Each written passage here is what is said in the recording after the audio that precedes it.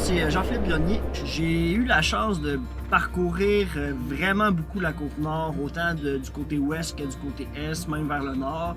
Mon nom, c'est Roxane. Moi, le camping, c'est né avec mes parents qui ont toujours voyagé en safari condo. Le but de la route des campings, c'était de visiter des campings de la région pour promouvoir le tourisme en van sur la Côte-Nord. Quand Jean-Philippe a parlé de raviver un peu le trip du camping, ça m'a vraiment allumé. C'est vraiment le voyage plus lent, en fait, là, qui est intéressant avec la van, puis c'est ça qu'on voulait montrer à travers cette émission-là. Donc, on a tout mis ça ensemble là, pour faire découvrir la Côte-Nord à ceux qui veulent la découvrir puis qui auraient envie de venir chez nous. The world could fall down, it's gonna be okay. The sun could go out, we're gonna be okay. If all the blue skies fade to gray, we're gonna be okay. Calm your soul. On se lève ce matin pour prendre la route vers la Mangani. On s'aventure sur la 138 et c'est important de noter qu'il n'y aura pas de station de gaz pendant à peu près 200 km, donc c'est important de faire le plein avant de partir de cette île. On fait le plein, on prend la route en direction est. Cette section de la route-là, c'est ma préférée parce qu'il y a énormément de rivières qui traversent la route 138 et ça fait qu'on peut voir beaucoup de chutes à partir de la route elle-même. Aussi, on voit la mer très souvent durant le trajet, ce qui fait qu'on a un beau contraste.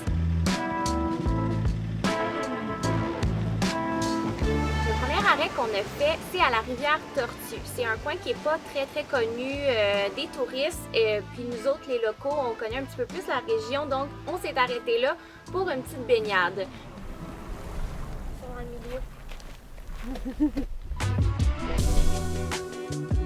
Il faut savoir que le sentier est balisé, mais pas très entretenu, donc il faut quand même avoir une bonne paire de souliers. Donc après avoir descendu là, à flanc de montagne un peu vers le bas de la rivière Tortue, on est allé se baigner dans les petits bassins là, qu'il y avait aux abords des chutes et des rapides. C'était vraiment cool là, comme premier arrêt.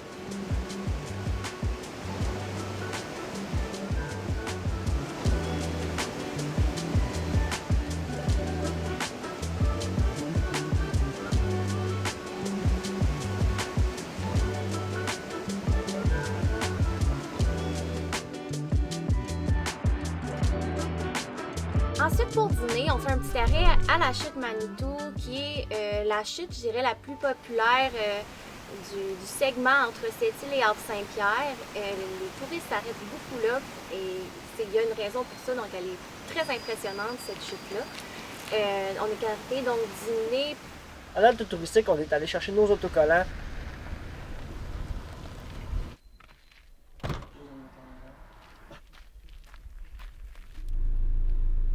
Puis on a aussi rencontré là, un couple qui voyageait à bord de Westphalia, qui nous ont parlé un peu de pourquoi ils étaient sur la Côte-Nord, c'était quoi leur coup de cœur jusqu'à maintenant, où est-ce qu'ils prévoyaient se rendre et tout ça. Donc ça a été une belle rencontre.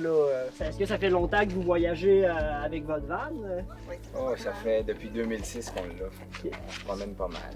C'est quoi l'histoire un peu de votre historique, par exemple, de van ou de voyage?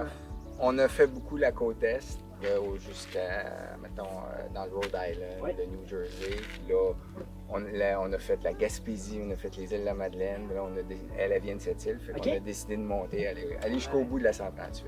Ouais, c'est ça, je suis jamais allée à l'archipel. Fait que là, l'archipel, c'est sûr. Puis la fin, la route aussi. Le plus loin que je suis allée, je pense, c'est Havre-Saint-Pierre. Okay. Puis quand vous étiez à cette île, est-ce que le bout de la route était déjà à Kegaska ou c'était plus à Natashquan, par exemple? Je pense que c'était Natashquan. C'est ça? Oui. Okay. Est-ce que ça fait longtemps que vous n'êtes plus à cette île? Ça fait longtemps, ça fait, mon Dieu, depuis 84. OK. Puis dans le fond, pourquoi vous avez décidé de venir sur la Côte-Nord pour vivre? Bien, ma mère est là. Ma mère est encore à cette île. Ouais. Fait que c'était dans le fond visiter ma mère, puis en même temps faire un une paire de road trip là, en même temps, c'est ça. Puis nous autres, c'est ça, c'est les vacances. Puis en fait, c'est ça, je viens de prendre ma retraite, il est en retraite. Fait que... On décide de mettre du millage là-dessus. C'est cool. Voyagez-vous plus en autonomie? Est-ce que vous visitez plus les campings, hybrides, les deux? On ne fait pas de camping sauvage comme tel, mais on peut être sans électricité, sans eau pendant quelques jours. Là, ça nous est arrivé de faire sauvage, mais rarement. Donc, Ouais. vous visitez plus les campings en général. Ouais. Puis, si on parle de coup de cœur, c'est quoi vos coups de cœur à présent? Là? Vous n'êtes pas rendu au bout de la route encore. Entre Tadoussac et Manitou, vos coups de cœur jusqu'à maintenant? Ben, c'est sûr qu'on Tadoussac, c'est un endroit qu'on aime beaucoup. On y a été plusieurs fois, Ouais. donc on y retourne Ouais. toujours avec plaisir. Cette île qu'on connaît. Ouais. Ouais. Ben là, c'est sûr qu'on veut voir. C'est ça, on veut voir la chute, là, ici, Ouais. là. Voir peut-être. C'est ça, les coups de cœur sont peut-être à venir parce Ouais. qu'à date, on On a. découvre. C'est Les plus choses les qu'on choses a- que vous aviez déjà Ouais, vues. c'est là. ça. Là, on est vers les découvertes, là. Ok. Plus à partir de maintenant.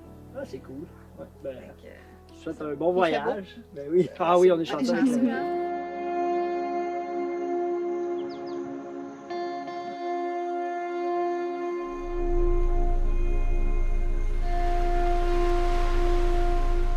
Il y a plusieurs petits villages qui bordent la 138 entre Sept-Îles et Havre-Saint-Pierre.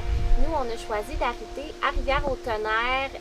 Donc, ça a donné bien aussi avec le petit commerce qu'on voulait aller voir. Donc, la Marinière du Nord qui vend des produits locaux. Donc, il fait des confitures avec les petits fruits qu'on retrouve dans la région et tout ça.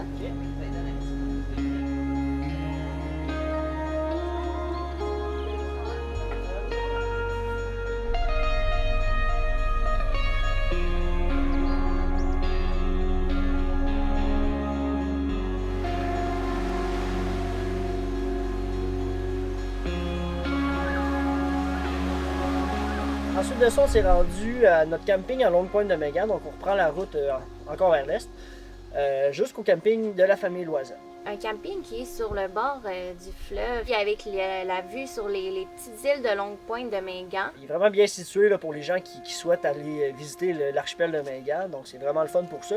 Sinon, il y a la plage, il y a les hamacs sur le bord de l'eau. Une fois à notre terrain, on a rencontré un des responsables du camping, Michel Alain. Puis ça, dans le fond, vous avez le camping, mais je pense que vous avez aussi un... On a les bateaux des aussi. excursions. On amène les clients sur les îles aussi, la même chose. Ouais. Ok. Ouais. C'est l'emplacement, c'est ça qui. Pour ça qu'on est gâtés de même, les Oui, sur phoques, le les bord de baleines. l'eau comme ça. Là, Tu vois les phoques d'autres là, les oiseaux. On a une dizaine de roulottes sur le bord de la mer, direct sur le bord de l'eau. Qu'on loue ça soit à la semaine ou à la journée. On a des petites cabines aussi. On a 3 cabines sur le bord de l'eau, une cabine sur le bord du boisé. Si on vient, par exemple, comme là avec le van, Comme vous autres, on a des emplacements sur le bord de la mer. On a des 3 services, des 2 services, puis des pas de service. fait que tout le monde qui vient ici, pratiquement, peu importe le terrain, a Ouais. soit qu'il y a une vue sur le bord de l'eau ou qui est très proche. Ah oui, puis tout le monde a accès à la plage partout. Moi, ça fait depuis 2000 que je suis sur le terrain. Qu'est-ce qui vous motive à continuer encore aujourd'hui après toutes ces années-là? La clientèle. C'est le monde, c'est la chaleur du monde. C'est la petite poignée de main à la fin de son séjour. C'est ça notre paye. C'est pas. Oui, ça prend le petit cash, là, mais C'est la La rencontre des paye, gens, là. puis on a apprécié notre séjour. C'est ça qui nous motive. C'est pour ça qu'on est là. Avez-vous déjà eu des campagnes qui venaient vraiment loin, mettons, là, ça vous a comme surpris? Là, Oh, ou, il y a des Français, puis il y a du monde des États-Unis, il y a du monde de partout. Là. Des baleines. quoi de mieux, ouais. Quoi d'autre, ça parle tout seul. Là.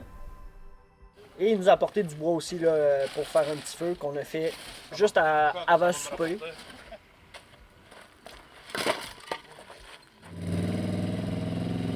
Avec la table de pique-nique là, qui était juste au bord du feu, là, on a profité de notre petit feu pendant qu'on mangeait. On a décidé de terminer la soirée au Festival de la famille à Havre-Saint-Pierre. Donc, on a eu la chance d'observer le spectacle de Zachary Richard.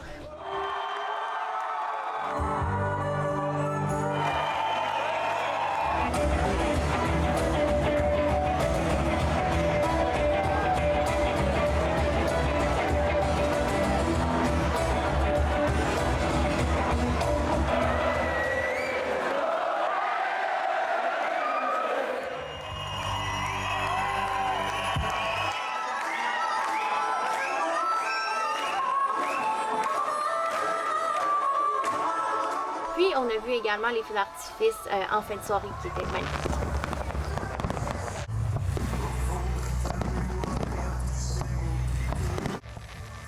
Puis ensuite de ça, on est retourné, on a repris la route là, en direction ouest, environ 30 à 45 minutes pour retourner à Longue Pointe de Megan, au camping de la famille Loisel où on a dormi.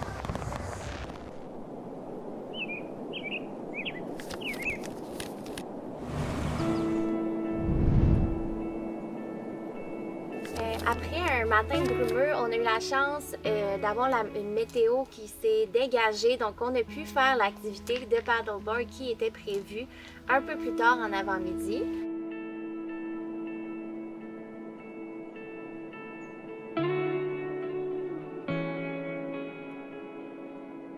On a rencontré Johnny, le propriétaire, à son nouveau kiosque. Le commerce Les Vagues nous prête un wetsuit et une chance parce que l'eau était vraiment froide. Même avec mon wetsuit, moi, j'avais pas envie de me baigner. Donc, une chance qu'on faisait une activité au-dessus de l'eau parce que l'eau était définitivement froide.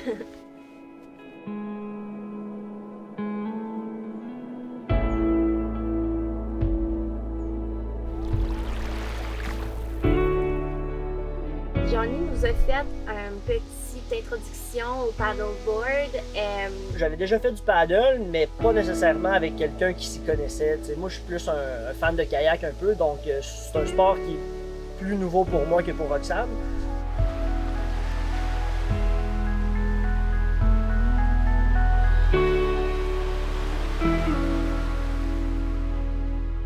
Moi, j'en avais déjà fait, donc je savais un petit peu les bases de ce sport, mais ça a été bien d'avoir un petit rafraîchissement. On est allé se promener sur l'eau, l'eau était vraiment calme, c'était super le fun. On n'est pas tombé, l'eau était très froide, donc on était bien contents pour ça. Puis l'activité s'est super bien déroulée là, avant de sortir de l'eau, puis finalement aller vers notre autre activité. They won't know you. Friends can easily become a foe. Blood sometimes just won't let you go. When the wind blows and it rains and you don't know why it pains you so, and it won't stop.